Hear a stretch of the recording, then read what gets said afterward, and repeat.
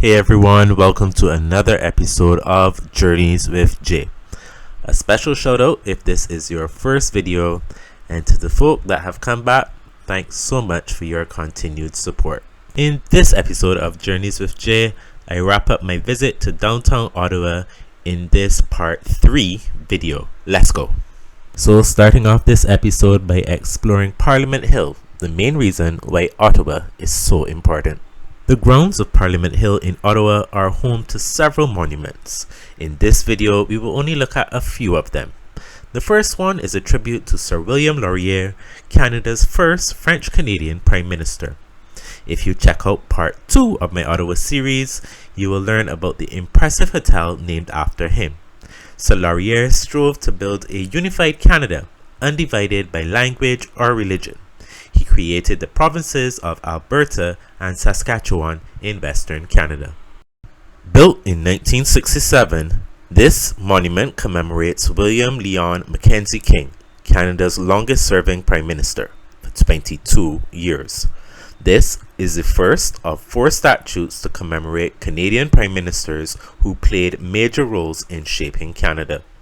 Mr. King is regarded as the father of unemployment insurance, family allowance, and Canadian citizenship. To the left of the screen is the National War Monument titled The Response, first dedicated in 1939.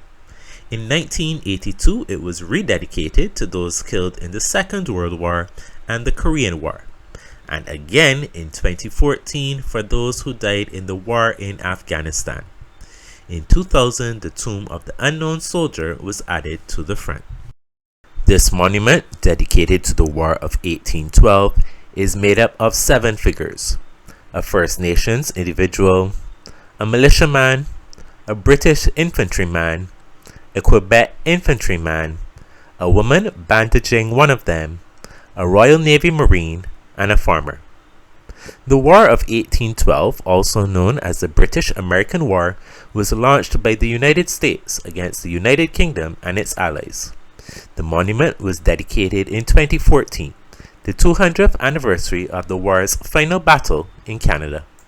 Parliament Hill, commonly referred to as The Hill, was converted from a military base to the seat of Canadian government starting in 1859, when Queen Victoria chose Ottawa as the capital of the province of Canada. In 1860, the construction of Parliament Hill became the largest construction project in North America at that time. By 1876, the structures of Parliament Hill and the surrounding fence and gates were completed. Unfortunately, the center block was destroyed by fire in 1916, and in 1927 it reopened. In 1976, the Parliament buildings and their grounds were designated as National Historic Sites of Canada. The center block, or the main Parliament building, with the Peace Tower, houses the Senate and Commons Chamber. However, this block is currently closed. The East Block contains ministers and Senate offices and meeting rooms. The West Block currently houses the Commons Chamber. If you click on the link above, you can see the building that currently houses the Senate, and one of the monuments moved from Parliament Hill. Fitting place to begin our guided tour right here at the Centennial Flame. Since the Centennial Flame itself, it is a symbol of national unity for Canada. All around it, we have the flame in the middle, and all around it, we have the coat of arms representing the 10 provinces and 3 territories of Canada. The water coursing through the monument itself and going over it, it evokes the motto of Canada from coast to coast, which basically says that Canada, as you guys have probably seen on the map, is a very, very large country. They're a large country that, despite it ranging from the Pacific Ocean in the west to the Atlantic in the east, all the way to the Arctic Ocean in the north, this massive, expansive country still remains one country. It remains united, despite the thing is that Canadian history is not straightforward. Canadian history is marked by tension resulting from these differences ranging from linguistic, ethnic, cultural, religious. These differences have made this project national. You probably saw the large cranes in the background. Since 2002, an extensive Canadian $3 billion renovation and rehabilitation project has been underway to bring the buildings up to modern safety standards and to address their deteriorating state. While the work in some blocks is completed, this project is not expected to be completed until 2028. Overseeing the workings of Parliament, the 302-foot Peace Tower was built to replace the old 180-foot Victoria Tower after a fire destroyed most of the Parliament buildings in 1916. The Harper Monument is a statue of Sir Galahad and honors the bravery of a young civil servant who died attempting to rescue a drowning girl who fell into the Ottawa River while skating in December 1901.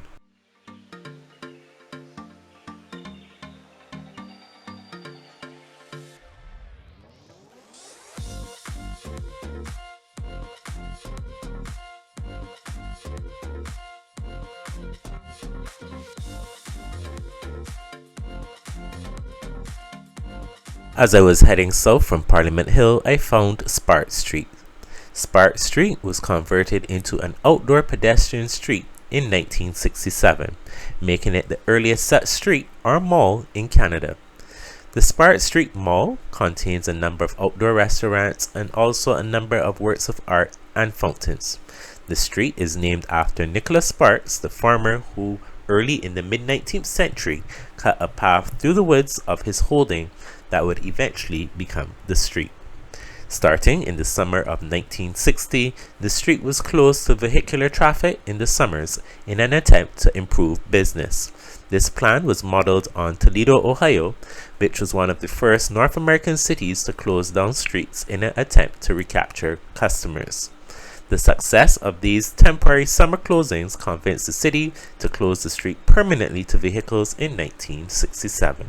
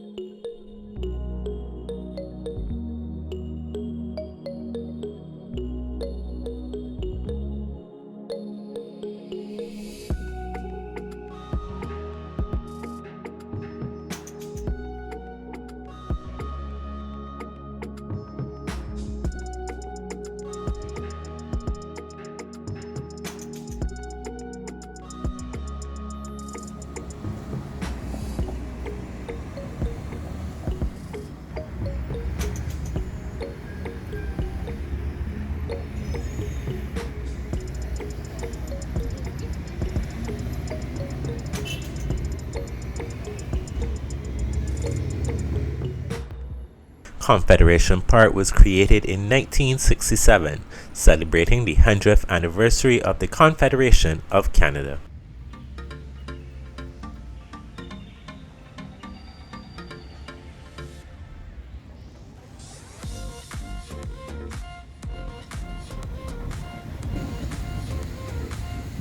Lieutenant Colonel John By, who was responsible for overseeing the building of the Rideau Canal, has this fountain named in his honor. The fountain was designed by Sir Charles Barry, who is the architect of the British Houses of Parliament, where the fountain once played in Trafalgar Square, London from 1843 to 1948.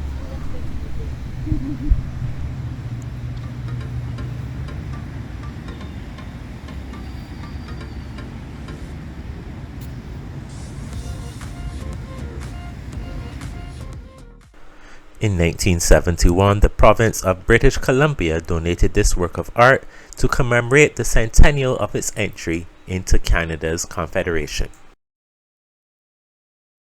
The Animals in War Memorial commemorates animals used by the Canadian military in conflicts since Canada became an independent country.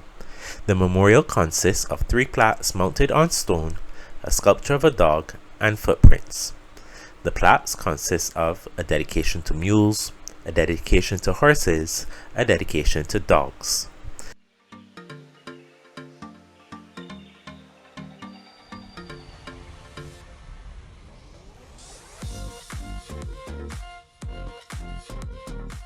Relentless shelling in the First World War, 1914 to 1918, left huge craters of mud and sewage. Horses and mules could best navigate these difficult conditions to supply the front and evacuate the wounded.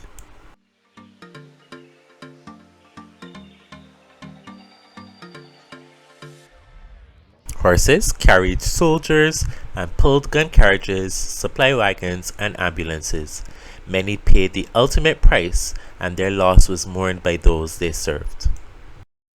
Footprints of dogs, horses, and mules are stamped into the concrete, representing the marks they left on the battlefield.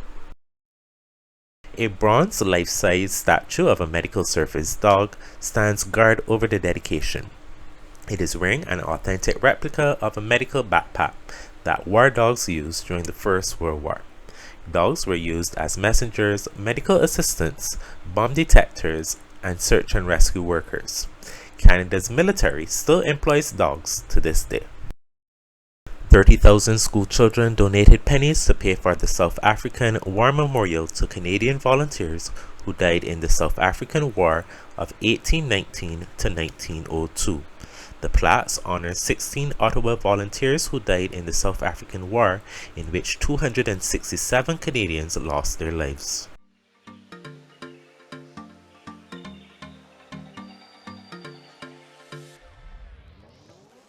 Back in the 1860s, the location of this flag display was underwater. This was the turning basin for the Rideau Canal. The flag display represents all of the provinces and territories that comprise the Canadian Confederation. From southeast to northwest, the flags present the chronological order of entry into the Confederation.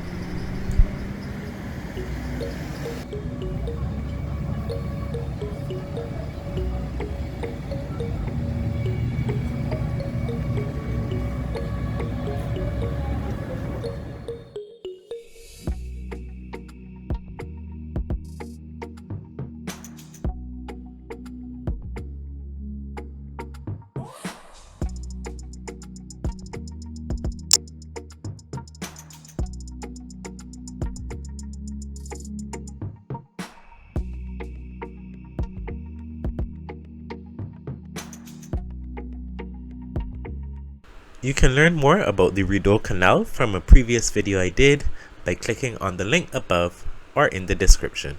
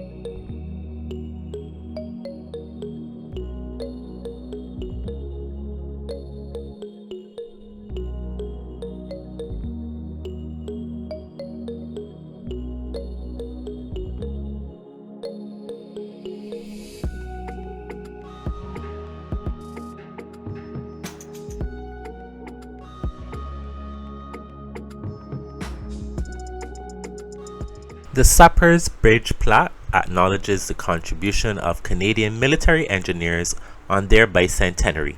The foundation of this bridge was built in 1827 by the Royal Engineers under the direction of Lieutenant Colonel John By.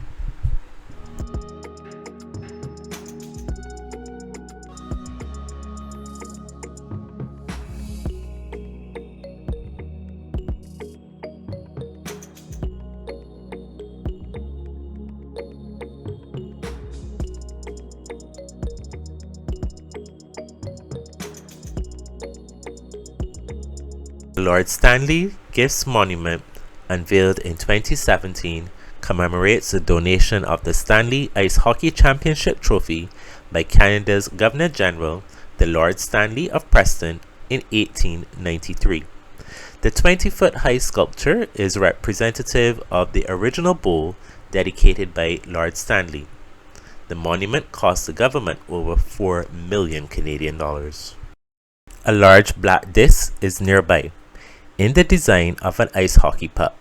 The cup and puck rest on an area of paving that has been modified to resemble an ice rink. This is a story of a national crime. Dr. Peter Henderson Bryce was appointed Canada's first Chief Officer of Medical Health in 1904. He toured residential schools and exposed them as disease incubators and superspreaders. For 15 years, he repeatedly warned his superiors that the country's disease-riddled residential schools for Native Indians had become glorified tuberculosis death camps. He courageously pressed for reforms, but the government refused to do anything about it. His letters of caution, first ignored by the government, were published by journalists in a publication house near this site. In 1922, he wrote a 24-page exposé on the accelerated extinction of the indigenous people willfully being perpetrated in Canada's residential schools.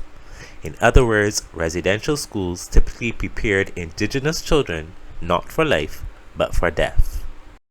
This sculpture, titled Joy, portrays four youthful figures standing in a circle facing each other while holding hands and gesturing upwards, seemingly celebrating a joyful moment.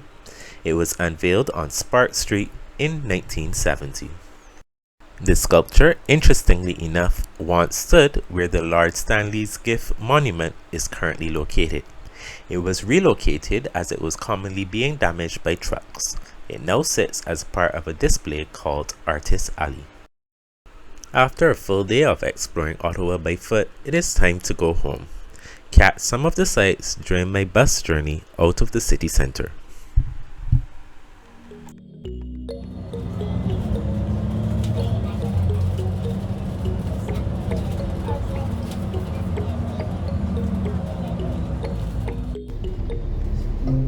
Arlington Avenue, Arlington.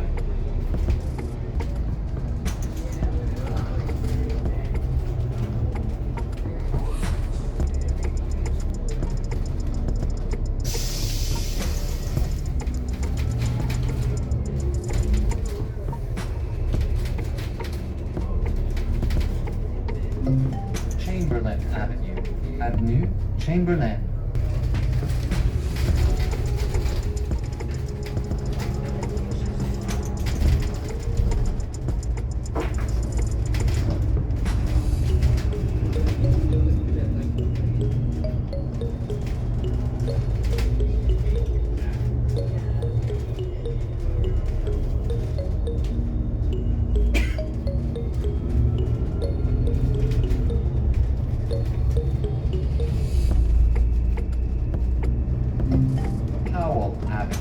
Avenue, Powell.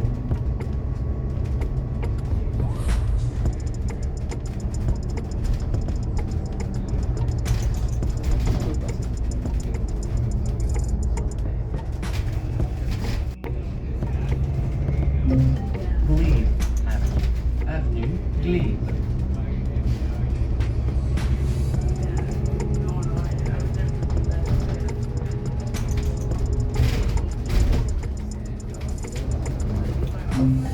Third Avenue, Third.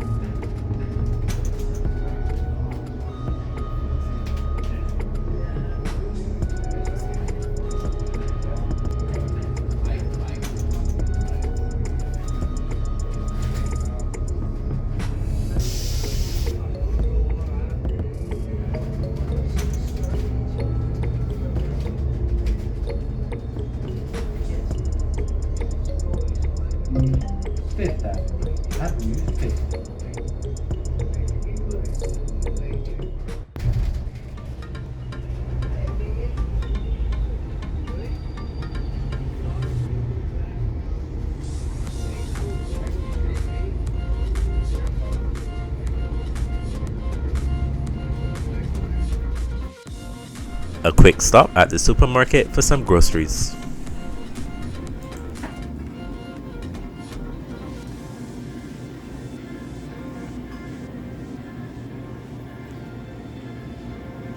I really hope you enjoyed exploring Ottawa with me on this journey.